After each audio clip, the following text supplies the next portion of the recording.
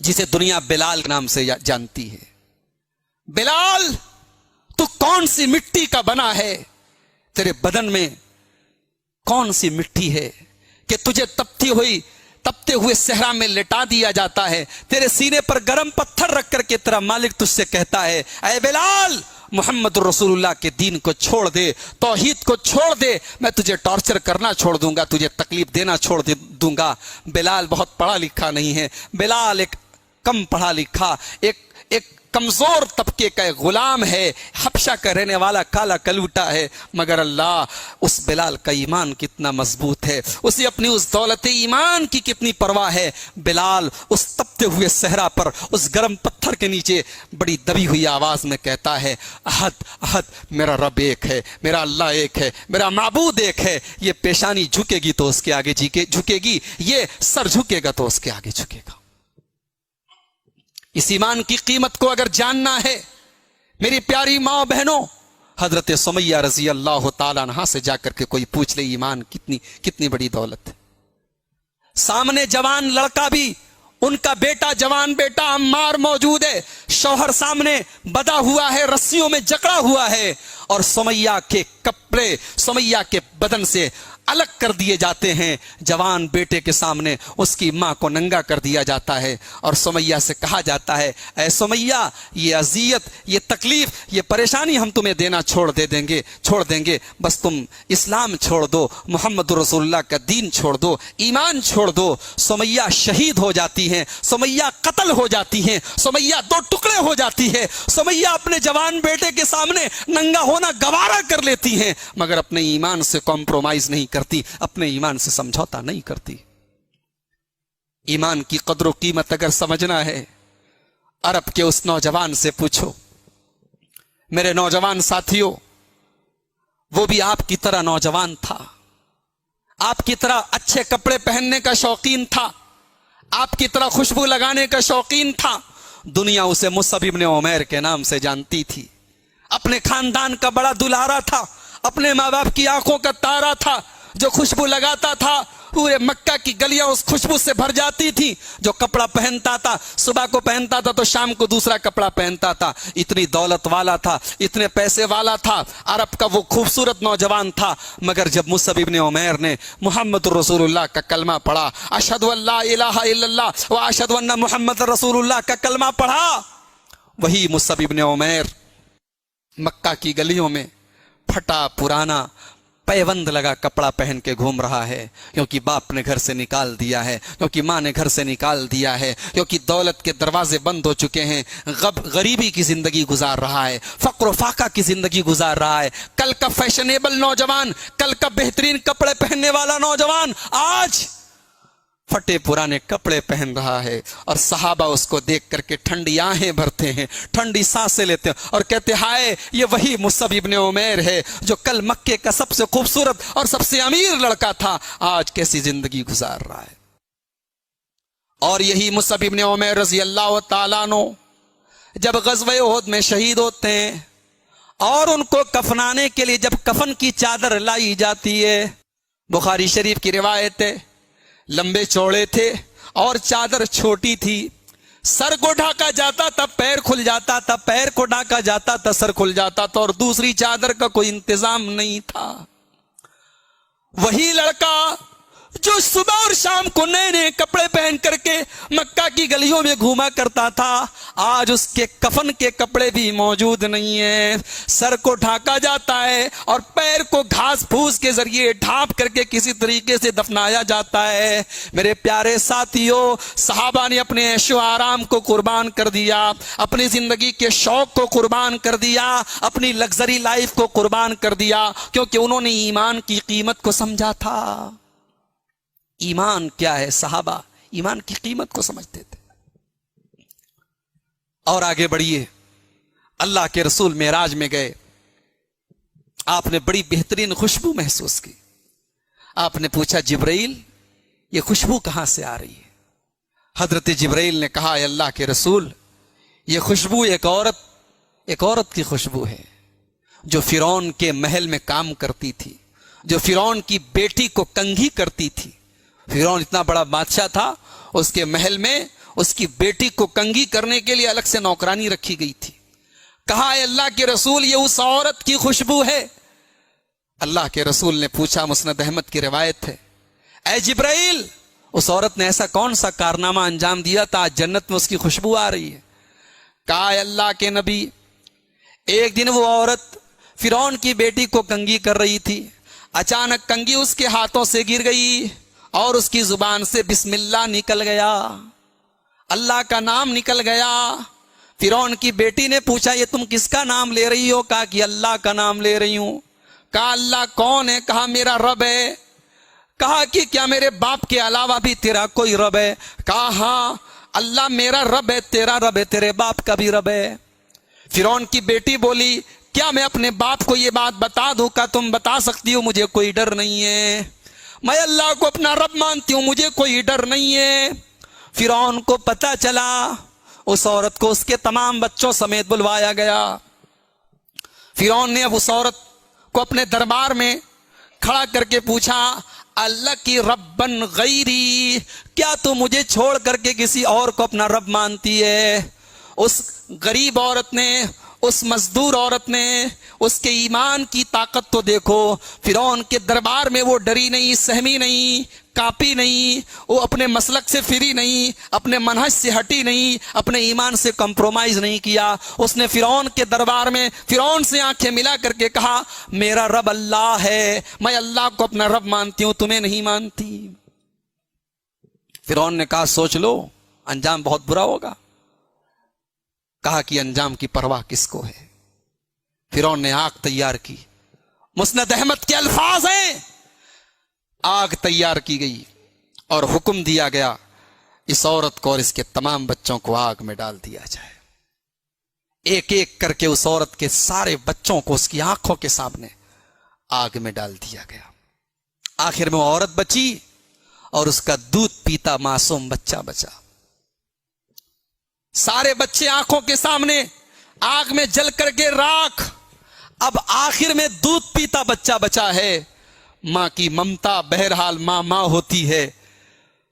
عورت جھجکنے لگی, قدم پیچھے ہٹنے لگے کہ اپنے معصوم بچے کو کیسے اپنی آنکھوں کے سامنے جلتا ہوا دیکھوں. اللہ کے رسول صلی اللہ علیہ وسلم فرماتے ہیں اللہ تعالیٰ نے اس دودھ پیتے بچے کو قوت گویائی دے دی.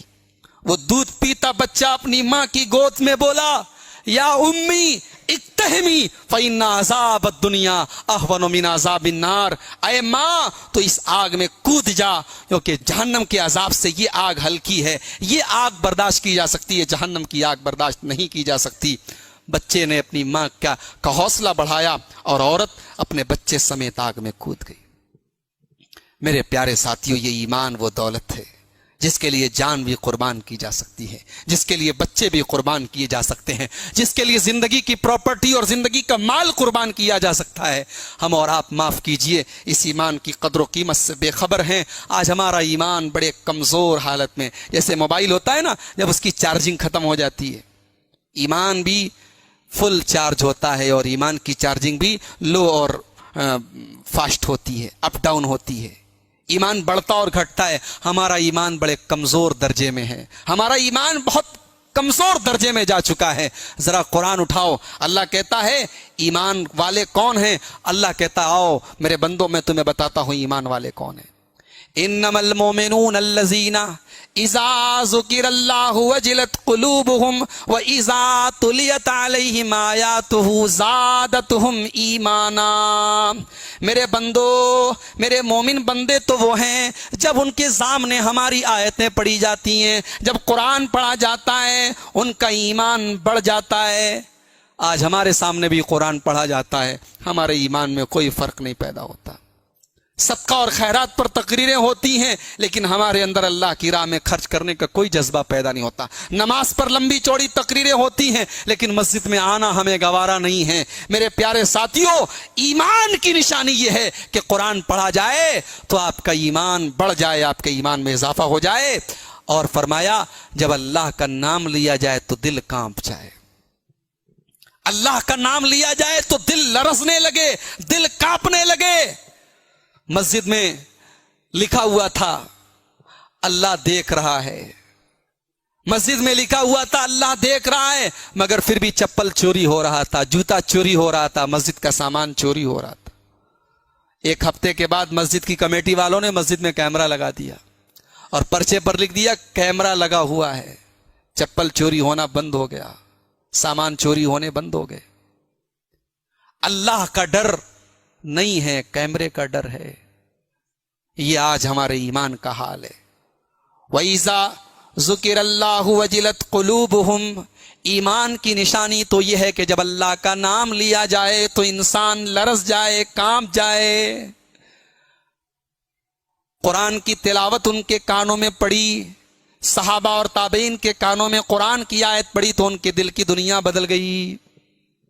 ڈاکو ڈاکہ ڈالنے کے لیے گیا، کسی مکان کی چھت پر گیا، کوئی بیٹھ کر کے اپنے گھر میں قرآن کی تلاوت کر رہا تھا اور قرآن کی تلاوت اس ڈاکو کے کانوں میں پڑ گئی. اللہ کے کلام کی یہ آیت پڑ گئی، الم یان للذین آمنوا ان تخشع قلوبہم لذکر اللہ. اے ایمان والو، کیا ابھی وہ وقت نہیں آیا ہے کہ اللہ کا کلام سن کر کے تمہارے دل پگھل جائیں؟ یہ آیت سنی، ڈاکو کے دل میں اللہ کا کلام، اللہ کے کلام کی ہیبت چھا گئی. ڈاکو نے کہا، اس ڈاکہ ڈالنے والے نے کہا، اے اللہ وہ وقت آ گیا ہے، میں سچی توبہ کرتا ہوں. اور اس نے ڈاکہ ڈالنا چھوڑ دیا، چوری کرنا چھوڑ دیا اور اللہ کا نیک بندہ بن گیا. میرے بھائیوں، اللہ کا ذکر سن کر، اللہ کا کلام سن کر دل کی دنیا بدل جائے تب سمجھ جاؤ کہ ایمان موجود ہے. تو ہم نے جو اللہ نے 3 کنڈیشن بتائی تھی، ہم تینوں کنڈیشن پر کھڑے نہیں اتر رہے ہیں. پہلی کنڈیشن اللہ نے کہا کہ تم اپنے اندر ایمان پیدا کرو، ہم تمہاری مدد کریں گے. اور دوسری کنڈیشن، اپنے عمل کو نیک کر لو. آج عمل ہمارا کیسا ہے؟ آج ہمارا عمل کیسا ہے؟ شراب کے اڈوں پہ کیا مسلمان کی کمی ہے؟ کیا زناکاری کے اڈوں پر مسلمانوں کی کمی ہے؟ کیا برائیوں کے میدان میں مسلمانوں کی کوئی کمی ہے؟ وہ مسلمان لڑکیاں جن کے چہرے کو کبھی زمین و آسمان نے دیکھا نہیں تھا، آج مسلمان گھروں کی لڑکیاں اپنے بدن کی نمائش کر کے ٹک ٹاک پر ویڈیو بنا رہی ہیں. وہ مسلمان نوجوان جن کی عفت کی مثالیں دی جاتی تھی، آج وہ بدکاری کے دلدل میں ڈوبے ہوئے ہیں. میرے پیارے ساتھیوں، آج مسلمان بدعمل ہو چکا ہے. ہمارے پاس نہ علم ہے نہ عمل ہے. 2 ہی چیزیں ہیں اس شریعت کے اندر جو بنیاد ہے، ایک علم ہے، ایک عمل ہے، اور دونوں ضروری ہیں. اگر آپ کے پاس عمل ہے لیکن علم نہیں ہے تب بھی آپ گمراہ ہیں، اور آپ کے پاس علم ہے لیکن عمل نہیں ہے تب بھی آپ گمراہ ہیں. یہودیوں کے اوپر اللہ کا عذاب نازل ہوا، اللہ کا غضب نازل ہوا. اللہ نے کتا اور بندر، سور ان کو بنایا. کیوں؟ کیونکہ یہودیوں کے ہاں علم تھا لیکن عمل نہیں تھا. اور عیسائیوں کے یہاں عمل بہت تھا لیکن غلط عمل تھا، بغیر علم کے عمل تھا، وہ بھی گمراہ ہو گئے. آج ہماری قوم کے پاس نہ علم ہے نہ عمل ہے. اس قوم کا حال کیا ہے؟ کون بنے گا کروڑ پتی کے نام سے ٹی وی پر پروگرام آ رہا ہے. امیتابھ بچن نام کا بالی ووڈ کا ایکٹر اس پروگرام کو چلاتا ہے. اور 1 ہفتہ پہلے کی بات ہے، اندور کا ایک نوجوان لڑکا جس کا نام عاصم چودھری ہے، وہ KBC کے اس شو میں جاتا ہے اور 12.5 لاکھ روپے جیت کر کے آتا ہے. ہونا تو یہ چاہیے، ہمارا سینہ فخر سے پھول جانا چاہیے. ہماری قوم کا ایک نوجوان گیا ہے اور 12.5 لاکھ روپے جیت کر کے آیا ہے. مسلمان لڑکا ہے، پڑھا لکھا ہے، MBA کیا ہوا ہے، اس نے بینک میں مینیجر ہے اندور کے اندر. اس سے سوال کیا گیا، بتائیے کہ اسلام کے حساب سے اس میں سے کون اللہ کے پیغمبر نہیں ہے؟ 4 آپشن دیے گئے. A حضرت موسیٰ، B حضرت محمد صلی اللہ علیہ وسلم، C حضرت آدم، اور D حضرت جبرائیل. ایک ایسا سوال کہ اگر اسلام کی بیسک نالج ہے تو ایک معمولی سا بچہ بھی سوال کا جواب دے سکتا ہے. 4 آپشن دیے گئے، موسیٰ، آدم، محمد صلی اللہ علیہ وسلم اور جبرائیل. اس مسلمان نوجوان نے سوال دیکھتے ہی فوراً کہا فلپ دا کوسچن، سوال بدل دیجیے. انٹرنیٹ پر، یوٹیوب پر ویڈیو موجود ہے، آپ دیکھ لیں. مسلمان لڑکا ہے. سوال اس کو اتنا خطرناک اور اتنا مشکل لگا, اس کے چہرے کا جغرافیہ بدل گیا. اس نے کہا سوال بدل دیجئے. امیتابھ بچن نے پوچھا کنفرم ہے میں بدل دوں سوال؟ امیتابھ کو بھی حیرت ہو رہی, مسلمان ہے اور اس کے اسلام سے ریلیٹڈ سوال کر رہا ہوں اور یہ بدلنے کی بات کر رہا ہے. اس نے کہا ہاں بدل دیجئے. پھر پوچھا گیا اچھا اگر تم اس سوال کا جواب دیتے تو کیا دیتے؟ اس نے کہا میں موسیٰ جواب دیتا. شو کے اس ہوسٹ نے بتایا کہ آپ کا جواب غلط ہوتا. موسیٰ بھی اللہ کے پیغمبر ہیں, آدم بھی اللہ کے پیغمبر ہیں, محمد صلی اللہ علیہ وسلم بھی اللہ کے پیغمبر ہیں, جبرائیل اللہ کے فرشتے ہیں. سوال کا جواب نہیں دے پایا. اور اسی کے بعد رامائن اور مہا بھارت سے متعلق سوال کیا گیا, بغیر کوئی لائف لائن لیے اس نے فوراً جواب دے دیا. یہ ہماری قوم کے پڑھے لکھے ویل ایجوکیٹڈ نوجوان کا حال ہے.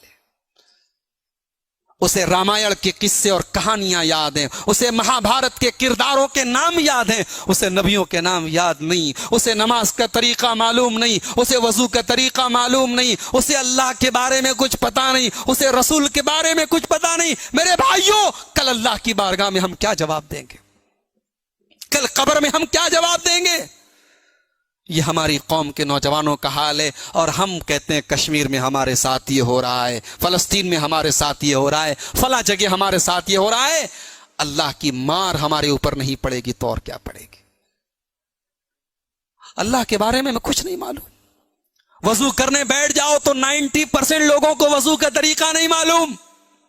باپ کا انتقال ہو جائے تو بیٹے کو جنازے کی نماز نہیں معلوم, جنازے کی نماز میں پڑھی جانے والی دعائیں نہیں معلوم. اس قوم کا حال ہے. اللہ ہماری اصلاح فرما دے میرے بھائیو. علم اور عمل یہ بنیاد ہے. اور یاد رکھیں شریعت آپ کو ڈاکٹر بننے سے منع نہیں کرتی, شریعت آپ کو وکیل بننے سے منع نہیں کرتی, شریعت آپ کو انجینئر بننے سے منع نہیں کرتی, لیکن شریعت یہ کہتی ہے کہ تم کچھ بھی بن جاؤ لیکن اپنے رب کو پہچاننے والے بن جاؤ. اور اسی لیے میں کبھی کبھی کہتا ہوں کہ ہماری مسجدوں میں چلنے والے یہ جو چھوٹے چھوٹے مکتب ہوتے ہیں یہ بنیاد ہوتے ہیں. ان مکتبوں پر دھیان دو, اپنے بچوں کو ان مکتبوں میں بھیجو اور ان مکتبوں کی پڑھائی کو مضبوط کرو تاکہ آپ کا بچہ کل کچھ بھی بن جائے اس کی بنیاد اور جڑیں مضبوط ہو. وہ IPS بن جائے, وہ IAS آفیسر بن جائے, وہ DM بن جائے, وہ SP بن جائے, وہ چیف منسٹر بن جائے, وہ کچھ بھی بن جائے, مگر اس کے اندر رب کی توحید ہو, اس کے اندر محمد رسول اللہ کے اوپر ایمان ہو. یہ تربیت آپ کی میرے پیارے ساتھی ہونی چاہیے. تو اللہ نے کیا فرمایا کہ ایک تو تم اپنے اندر ایمان پیدا کر لو, اور دوسرے اپنے عمل کو نیک کر لو, اور تیسرا کام کیا کر لو؟ یعبدوننی لا یشرکون بی شیئا, تم صرف اور صرف میری عبادت کرو, میرے ساتھ شرک نہ کرو. کاغذ کا تعزیہ بنایا جا رہا ہے, مسلمان عورتیں مسلمان مرد جا کر کے وہاں پہ سر جھکا رہے ہیں. دنیا اس کو اسلام سمجھ رہی ہے. مزاروں پہ جا جا کے مسلمان اپنا سر جھکا رہا ہے, اولاد کی دعائیں مانگ رہا ہے, اور دنیا اس کو اسلام سمجھ رہی ہے.